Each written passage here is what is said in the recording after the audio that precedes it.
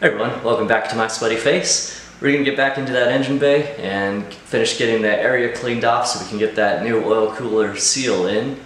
And after that, I don't even know. So, feel free to stick around.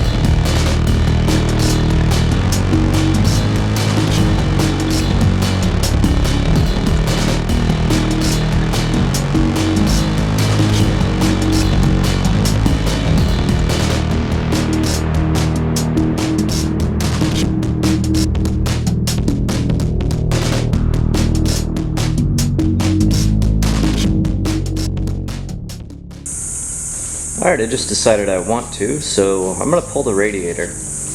Our lower timing cover here is cracked, and so is the middle one. So we're going to replace those, but unfortunately that means I have to pull off the crank pulley, and probably a water pump pulley. So let's do that while we get the radiator too.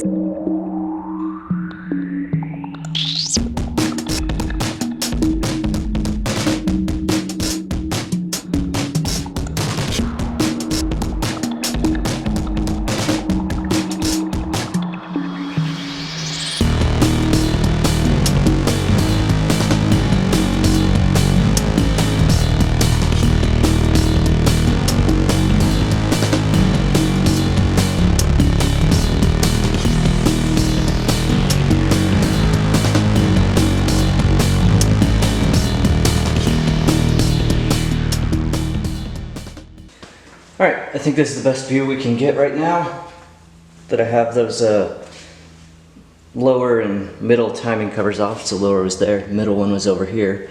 I unbolted the top timing cover, but I can't take it off unless I take off the valve cover, and I'm pretty sure I'll have to take off the valve cover anyway when it's time to replace these things.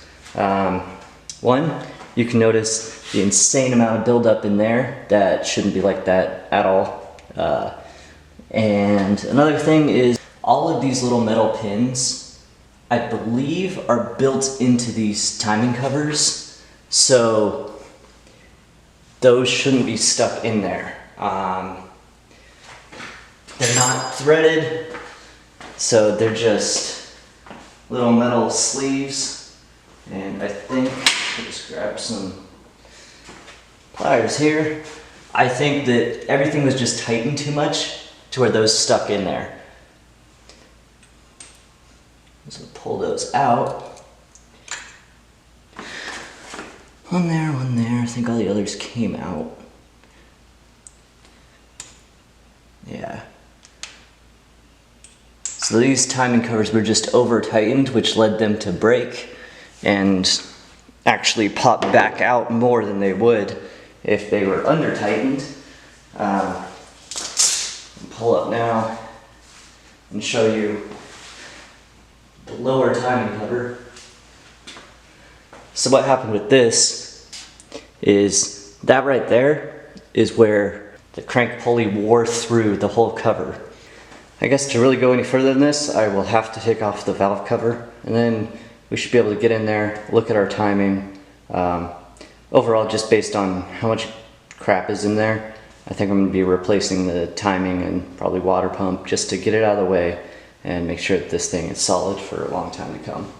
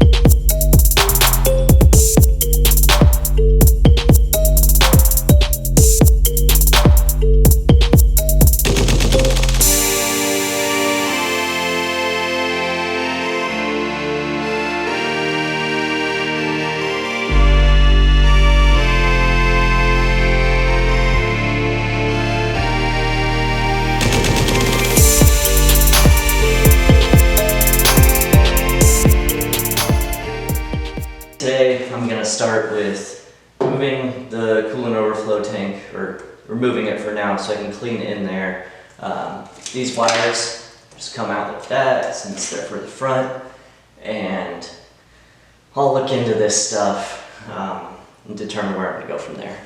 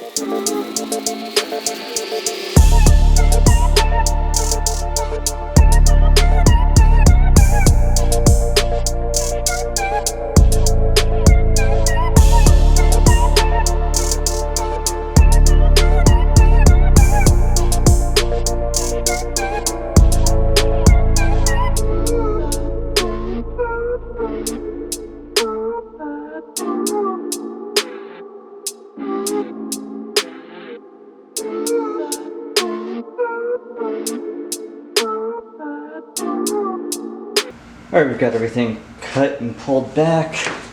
Cutting as far as zip ties and stuff. I think I found a special treat back here. There it is.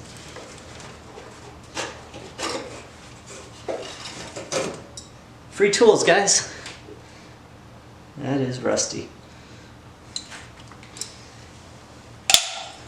Blade out, and I guess I just got lucky by it never cutting my main engine harness here. That would have been bad. Alright, that's all much cleaner. At least the first half. Right there. It's much better than back half there. I think I'm gonna go ahead and take out this headlight too.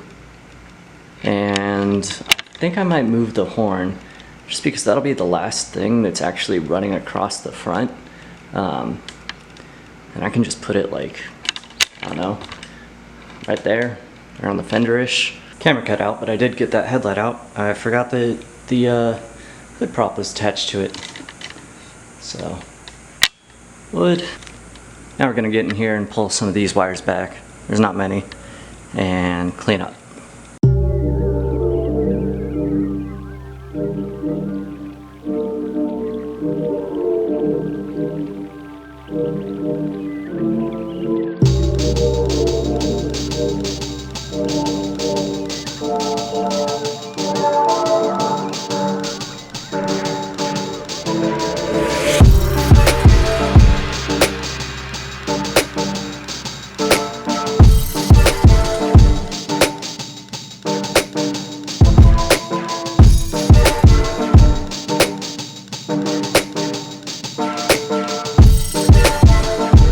Alright, that's another sweaty one. I think that's going to be it for this video. Thanks so much for watching. Feel free to like and subscribe. And I have an idea of what I'm going to do next, and it's going to be moving back into the interior so I can tuck some things in the engine bay back inside the interior, since I'll have less components in there. Thanks for watching. Bye.